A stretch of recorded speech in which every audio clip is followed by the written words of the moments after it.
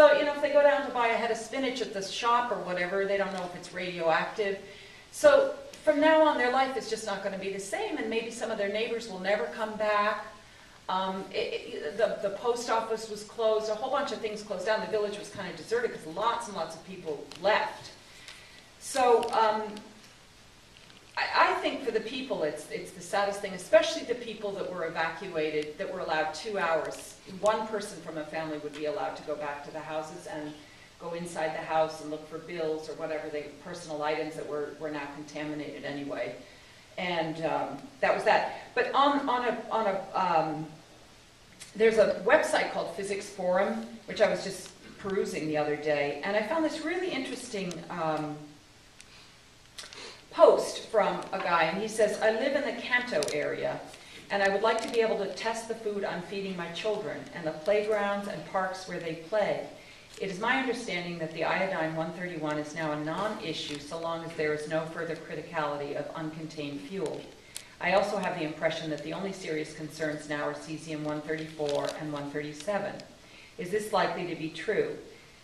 And then he goes on to say, how do I measure this? Should I use this instrument or that instrument to measure the levels in the parks and playgrounds? And he explains why his concern is because the radiation levels at the nearest government monitoring point indicates that the radiation in the area is only slightly above the historical background levels. Unfortunately, the nearest monitoring point is over 20 miles away. And it is my understanding that fallout can be distributed in a manner comparable to spots on a leopard or the stripes on a zebra. So I think it would be good for our family and the other families near us to have some information about our immediate area. And by the way, unfortunately, he's not quite right about iodine-131 because they're still finding it, particularly going into the sea, which means there are fission products being produced in the reactor.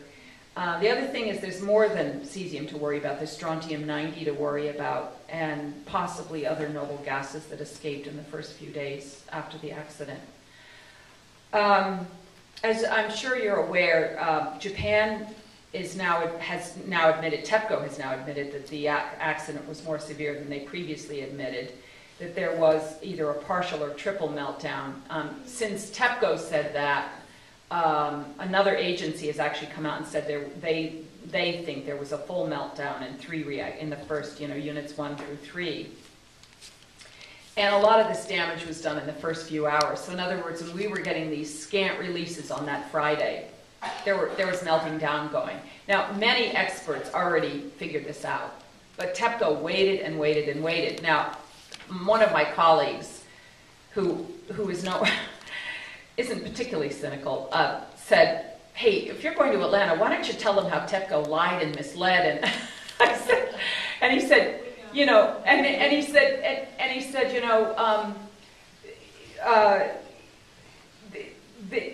everybody knew. He said they were just waiting for the media attention to be diverted by other things. They waited 3 months. They've succeeded because this is getting some attention, but it's certainly not getting the level of attention it got in the first week after the accident. So maybe they did that intentionally. I can't accuse them of that because I don't know for sure, but one does wonder. And also the NISA, which is the safety agency, has more than doubled its estimate of the release. And depending on what you count as the total Chernobyl release, that could either be 40% of the Chernobyl release, which everybody says is higher than the official numbers, or 20% of what experts say were the true emissions of Chernobyl. But by the way, the true emissions of Fukushima are going to be a lot higher than what they're saying now. I can guarantee you that, particularly since they're not even counting what's going into the Pacific, which is a huge amount since they dumped 11,000 tons of contaminated water intentionally into the Pacific. Now,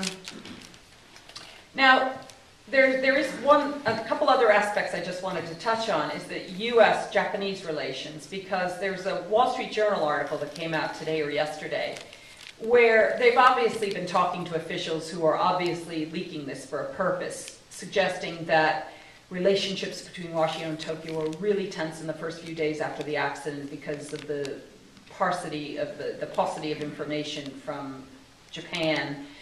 And then there was our Nuclear Regulatory Commissioner, Chairman Jasko, saying there should be a 50-mile evacuation zone for Americans, creating an international incident. By the way, a former NRC commissioner told me that he's almost 100% sure that JASCO did not do that on his own, that came from the White House to make it look like we were so safety conscious in this country. And by creating, by leaking stuff about tension between Tokyo and the United States, that's like creating a distance, isn't it? It's like saying, we've got our act together over here, those people in Japan, you know, we really expect better from them. So that means that we should expect better from ourselves if and when an awful thing like this happens in this country. My colleague, Sam, when the NRC did its initial review of the preparedness of reactors in the United States to withstand something like what happened in Japan, he read through more than 2,000 pages of documents, and he wrote a story. He's not particularly anti-nuclear, by the way. He just writes what he sees. And he said that basically he concluded that we're not prepared. He would find, you know, there would be many reactors that don't have diesel generators that are working. The head of Areva, the French nuclear company, said, you know, the reason we could handle this is because we use hydrogen recombiners in our reactors. Well, it turns out the NRC stopped requiring our reactors to use hydrogen recombiners several years ago. So in most reactors, they're not even working. You know, they're out in the junkyard. And because, you know, they were costly to keep up, stuff like that. So they just dumped them.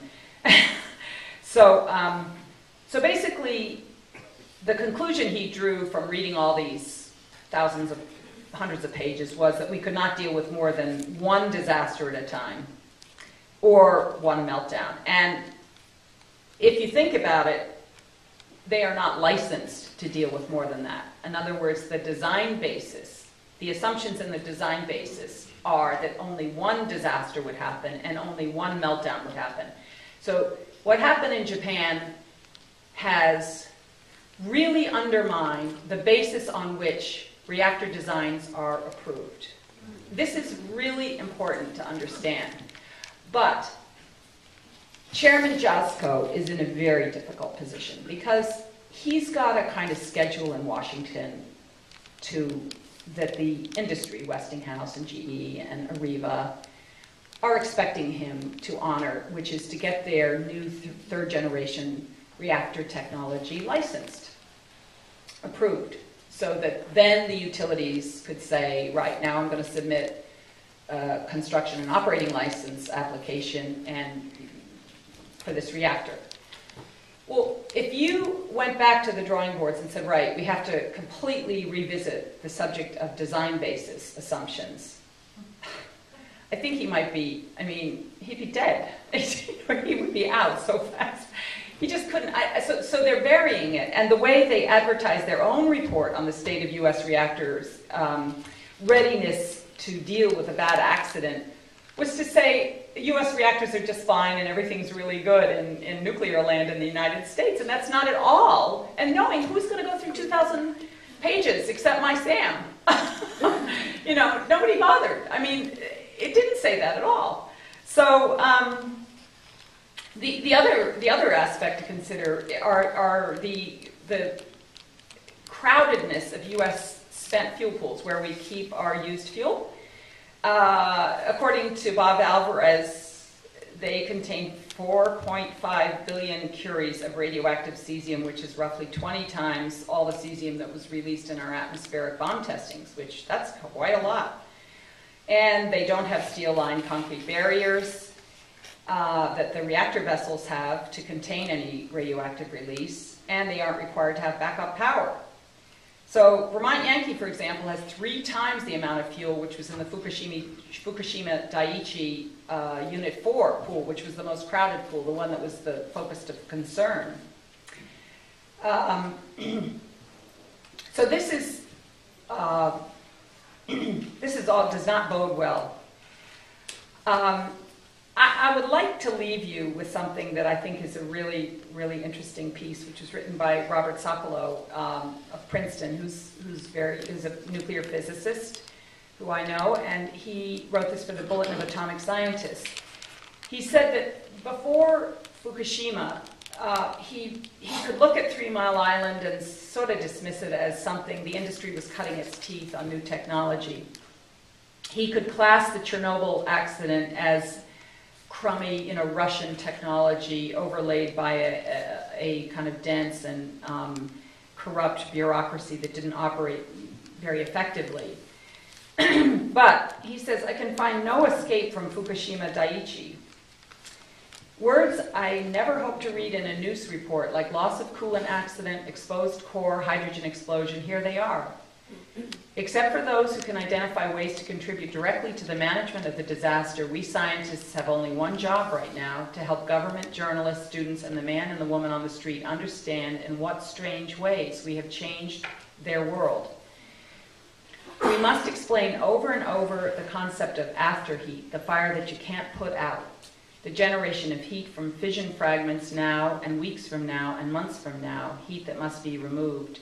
Journalists are having such a hard time communicating this concept because it is so unfamiliar to them and nearly everyone they are writing for. Every layman feels that every fire can be put out.